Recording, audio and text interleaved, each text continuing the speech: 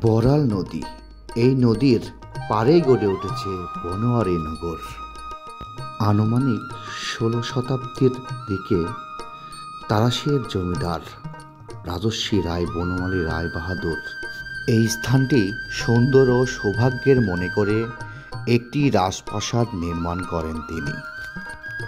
তার নাম অনুসরণ করেই স্থানটির নামকরণ করা হয় বনোয়ারিনগর, পাবনা। এরপর ব্যবসা বাণিজ্য ও শিল্প কারখানা ও শিক্ষার অতি দ্রুত প্রসার ঘটতে শুরু করে। কালের পরিবর্তনে জমিদারের রাজ প্রাচুর্যের বিলুপ্তি হয়েছে, তবে নদী পাড়ের ইতিহাস, সমৃদ্ধি ও ব্যবসা বাণিজ্য জৌলুস এখনও বনোয়ারিনগরে চোখে পড়ে। চলচ্চিত্র টিভির মাধ্যমে আপনাদের একটু দেখানোর চেষ্টা করলাম। ভিডিওটি ভালো লাগলে অবশ্যই শেয়ার করে দেবেন। ধন্যবাদ।